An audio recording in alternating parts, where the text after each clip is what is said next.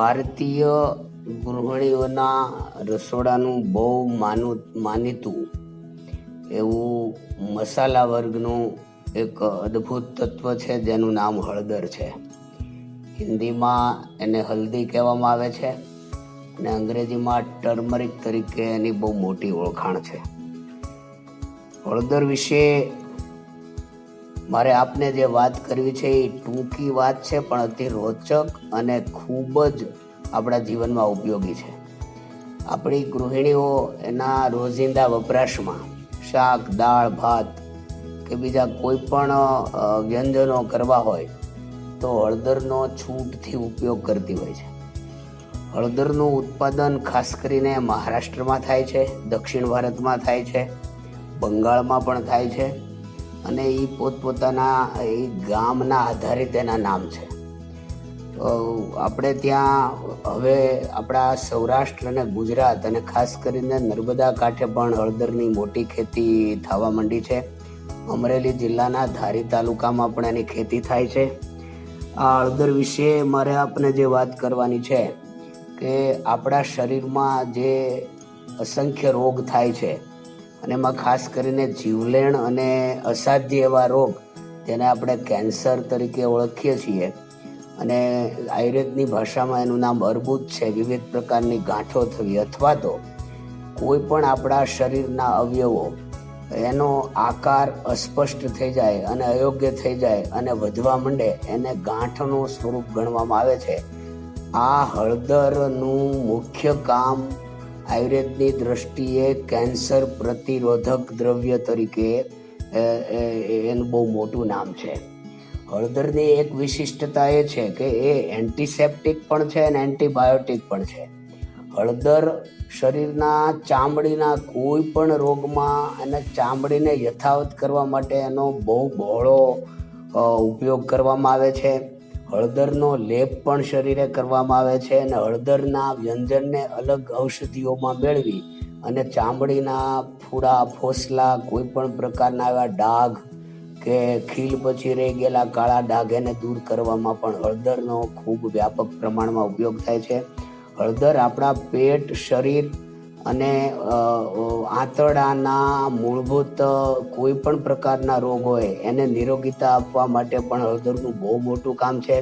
હળદરનું મુખ્ય કામ જેને થેલેસેમિયા થયો હોય એ બાળકોને પણ હળદર આપવામાં આવે છે. ખાસ કરીને ગળાના રોગ જે થતા હોય એમાં હળદરનો વ્યાપક રોગ છે. કાકડાના રોગ, મોઢામાં ચાંદા પીડ્યા હોય તો હળદર અને મધનું મિશ્રણ કરી અને દિવસમાં 3 વખત લગાડવામાં આવે તો મોઢાની અંદર પડેલી ચાંદીની પણ બહુ સમયસર અને ટૂંકમાં એની રૂજ આવતી હોય છે.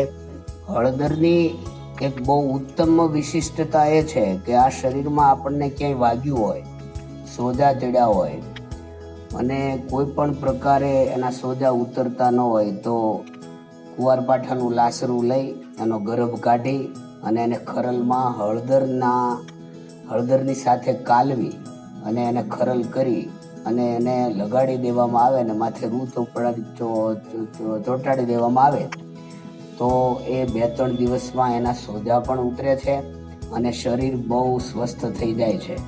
ઉપરાંત શરીરમાં ક્યાંક વાગ્યું હોય, તાત્કાલિક લોહી નીકળ્યું હોય ને આપણી પાસે બીજી કોઈ દવાઓની વ્યવસ્થા ન હોય અને આપણે તાત્કાલિક ડૉક્ટર પાસે ન જઈ શકીએ અને બ્લીડિંગ બહુ થતું હોય તો હળદરની ફાકડી લઈ અને જ્યાં વાગ્યું હોય ત્યાં લગાડીને પાટો બાંધી દેવાથી પણ લોહી નીકળતું બંધ થઈ જાય છે અને લોહી વહેતું પણ બંધ થઈ જાય છે.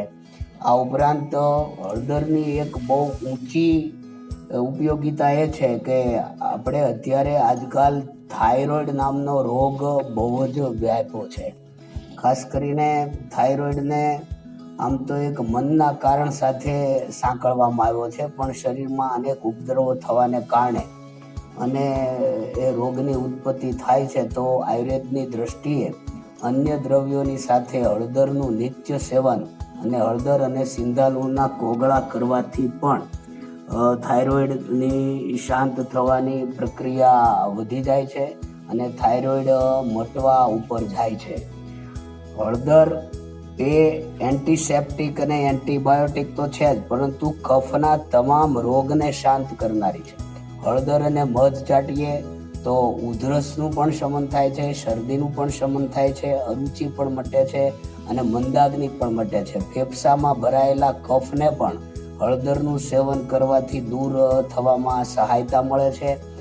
આમ બધી રીતે જોવા બેસીએ તો હળદર એ જેમ કબજિયાતના રોગમાં જેમ હરડેનું બહુ મોટું કામ છે, એમ શ્વાસનળી અને અન્નનળી અને હોજરીના શુદ્ધિકરણ અને આંતરડાના પણ શુદ્ધિકરણ માટે હળદરની એટલી જ ઉપયોગિતા છે. ઉપરાંત આ શરીરને કંટ્રોલ આખું લીવર કરતું હોય છે, કાળજું આપણું.